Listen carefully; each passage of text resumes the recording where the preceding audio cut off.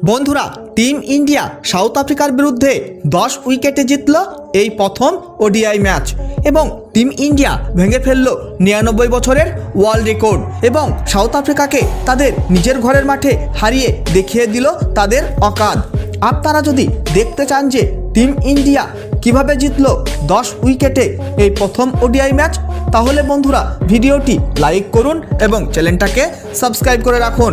বন্ধুরা, খেলা হয়ে গেল ভারত এবং সাউথ আফ্রিকার মধ্যে প্রথম ওডিআই ম্যাচ জোহান্সবার্গের মাঠে এবং এই প্রথম ওডিআই ম্যাচে প্রথমে ব্যাটিং করে সাউথ আফ্রিকার টিম মাত্র 116 রান করে অল আউট হয়ে যায় 27.3 ওভারের মধ্যেই। তার মধ্যে সাউথ আফ্রিকার হয়ে অ্যান্ডিলো পিলুকবায়ে খেলে ফেলল সবথেকে বেশি 49 বলে 33 রানের ইনিংস। তারপর আর কোনো চমৎকার করতে পারল না সাউথ আফ্রিকার ব্যাটাররা এবং টিম ইন্ডিয়ার বোলারদের ভয়ঙ্কর বোলিংয়ের সামনে আত্মসমর্পণ করে ফেলল সাউথ আফ্রিকার ব্যাটাররা। টিম ইন্ডিয়ার হয়ে সবথেকে বেশি আর্শদীপ সিং তুলে নেয় 10 ওভারে 37 রান দিয়ে 5 উইকেট, আর সেখানে আভেশ খান তুলে নেয় 8 ওভারে 27 রান দিয়ে 4 উইকেট।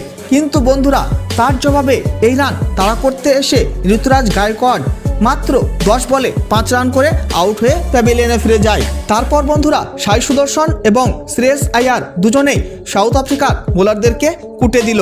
তারপর সাই সুদর্শন এবং শ্রেয়স আয়ার দুজনেই করে ফেলল পার্টনারশিপ এবং তার মধ্যে সাই সুদর্শন খেলে ফেলল 43 বলে 55 রানের বিধ্বংসী ইনিংস, আর সেখানে শ্রেয়স আয়ারও খেলে ফেলল 45 বলে 52 রানের তাবড়তোড় ইনিংস।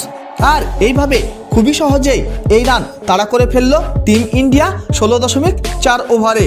আর এইভাবে খুবই সহজেই এই প্রথম ওডিআই ম্যাচ 8 উইকেটের বিশাল বড় ব্যবধানে জিতে নেয় টিম ইন্ডিয়া সাউথ আফ্রিকাকে হারিয়ে, আর এইভাবে তৈরি করে ফেলল একটা নতুন ওয়ার্ল্ড রেকর্ড এবং টিম ইন্ডিয়া সাউথ আফ্রিকাকে তাদের নিজের ঘরের মাঠে হারিয়ে দেখিয়ে দিল তাদের অকাত। বন্ধুরা, ভিডিওটি শেষ পর্যন্ত দেখার জন্য ধন্যবাদ জানাই। তাহলে দেখা হবে নেক্সট কোনো ভিডিওতে।